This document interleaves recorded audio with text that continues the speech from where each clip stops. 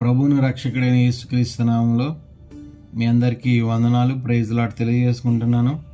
ఈ యొక్క ఉదయకాల సమయంలో ఈరోజు దేవుడు మనకి ఇచ్చిన వాగ్దానం, నీ మార్గములంతట్లో నిన్ను కాపాడుటకు ఆయన నిన్ను గూర్చి తన దూతలకు ఆజ్ఞాపించెను. కీర్తన గ్రంథం 91వ అధ్యాయం 11వ వచనంలో దేవుడు మాట్లాడుతున్నాడు. నీ మార్గములన్నిటిలో నిన్ను కాపాడుటకు ఆయన నిన్ను గూర్చి తన దూతలకు ఆజ్ఞాపించెను.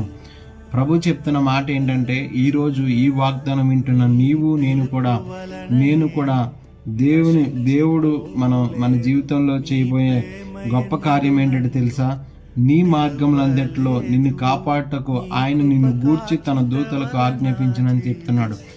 మన మార్గములంతట్లో, మనం చేసే పనిపాట్లలో, మనం వెళ్ళే ప్రయాణంలో, మన జీవితంలో, మన గమ్యంలో దేవుడు తన దూతలకు ఆజ్ఞాపించి మనల్ని గూర్చి మనల్ని కాపాడడానికి ఆయన దూతలకు ఆజ్ఞాపిస్తాడంట. మనం ఏ సమస్యలో, ఏ ఇబ్బందుల్లో, ఏ మార్గం గుండా మనం వెళ్తున్నామో, ఏ ఇబ్బందుల గుండా మనం వెళ్తున్నామో, ఏ సమస్యల గుండా మనం వెళ్తున్నామో, ఏ విపత్తుల గుండా మనం వెళ్తున్నామో, ఏ శ్రమల గుండా మనం వెళ్తున్నామో, అవన్నిటి నుంచి దేవుడు మనల్ని కాపాడడానికి తన దూతలకు ఆజ్ఞాపించాడంట.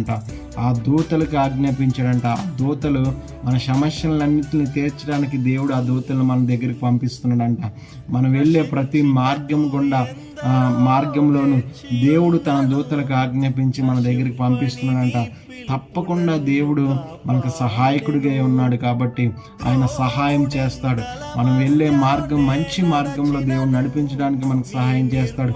ఒకవేళ చెడ్డ త్రోవలో మనం వెళ్తున్నామేమో, ఆ త్రోవను వెళ్లకుండా మనల్ని కాపాడడానికి, మనల్ని రక్షించడానికి, మనల్ని మంచి త్రోవలో నడిపించడానికి ఆయన దూతల్ని మన దగ్గరికి ఆజ్ఞాపిస్తున్నాడంట, మన దగ్గరికి పంపిస్తున్నాడంట. ఈ ఉదయకాల సమయంలో ప్రతి ఒక్కరు తెలుసుకోవాల్సిన విషయం ఏంటంటే, ఏ మార్గం గుండా మనం వెళ్తున్నామో ఆ మార్గము మంచి మార్గమా చెడ్డ మార్గమా మనం ఆలోచించుకోవాలి.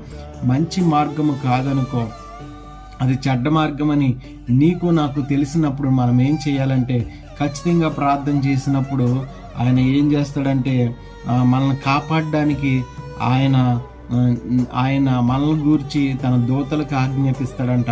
ఇది ఆ బిడ్డని జ్ఞాపకం చేసుకో. నా బిడ్డే ఈరోజు త్రోవ తప్పిపోయాడు. ఒకప్పుడు బాగుండేవాడు, ఇప్పుడు త్రోవ తప్పిపోయాడు. ఆ మార్గము వంకన మార్గము, ఇరుకు మార్గము, ఆ మార్గము చెడ్డ మార్గము. ఆ మార్గం గుండా బిడ్డ వెళ్తున్నాడు కాబట్టి ఆ మార్గాన్ని నుంచి బయటకు తీసుకురమ్మని ఒక దూతకి ఆజ్ఞాపిస్తాడంట ప్రభు. ఆ దూతలకి ఆజ్ఞాపించినప్పుడు ఆ దూత మనల్ని చెడు మార్గంలో వెళ్లకుండా మంచి మార్గంలోనికి